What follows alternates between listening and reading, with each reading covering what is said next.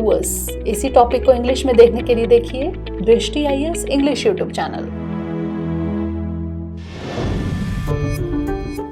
दृष्टि आईएएस के to the point programme में आपका स्वागत है। मैं हूं दीपाली तायडे और आज हम बात करेंगे अंतर्राष्ट्रीय उत्तर दक्षिण परिवहन गलियारे की।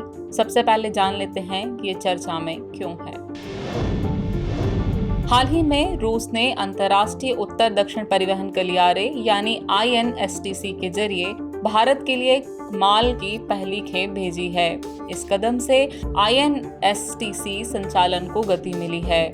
यह भारत रूस व्यापार के लिए सबसे छोटा संपर्क मार्ग है। चलिए बात करते हैं INSTC के बारे में। यह 7,200 किलोमीटर लंबा मल्टी मॉडल ट्रांसपोर्टेशन नेटवर्क है। इसमें समुद्र, सड़क और रेल मार्ग शामिल हैं। इसकी नींव सितंबर 2000 में ईरान, रूस और भारत द्वारा सेंट पीटर्सबर्ग में रखी गई थी। इसका मकसद सदस्य देशों के बीच परिवहन सहयोग को बढ़ावा देना है।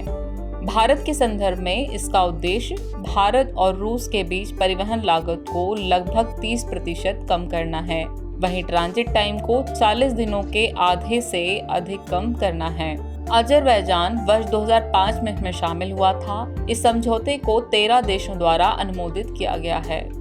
इनमें शामिल हैं Azerbaijan, Belarus, Bulgaria, Armenia, Bharat, Iran, Kazakhstan, Kyrgyzstan, Oman, रूस, ताजिकिस्तान, तुर्की और यूक्रेन। यह ईरान के माध्यम से हिंद महासागर और फारस की खाड़ी को कैस्पियन सागर से जोड़ता है। साथ ही यह रूस के सेंट पीटर्सबर्ग एवं उत्तरी यूरोप से जुड़ा हुआ है।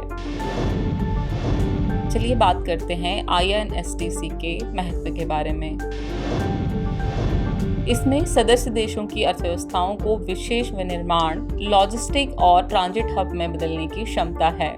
यह अशगाबाद समझौते के साथ तालमेल बिठाने में सहायक है। भारत के लिए अफगानिस्तान और मध्य एशिया के साथ व्यापार करने के लिए एक स्थायी वैकल्पिक मार्ग के तौर पर काम करता है। बुनियादी ढांचा परियोजनाओं के माध्यम से अफगानिस्तान के विकास में भारत की भूमिका बढ़ाने में सहायक है। साथ ही INSTC के ईरान से होकर गुजरने से मध्य एशियाई देशों के लिए हिंद महासागर क्षेत्र के प्रवेश द्वार के रूप में यह महत्वपूर्ण है।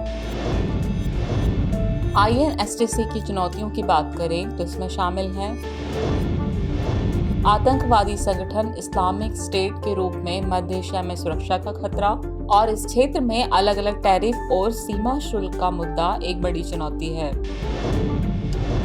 चलिए अब इस टॉपिक से रिलेटेड अभ्यास प्रश्न को देख लेते हैं। प्रश्न है, अंतर्राष्ट्रीय उत्तर दक्षिण परिवहन गलियारे यानी INSTC के संदर्भ में निम्नलिखित कथनों पर विचार कीजिए। पहला, यह 7,200 किलोमीटर लंबा मल्टी मॉडल ट्रांसपोर्टेशन नेटवर्क है। दूसरा, इसके लिए रूस, भारत और ईरान के बीच समझौता किया गया था।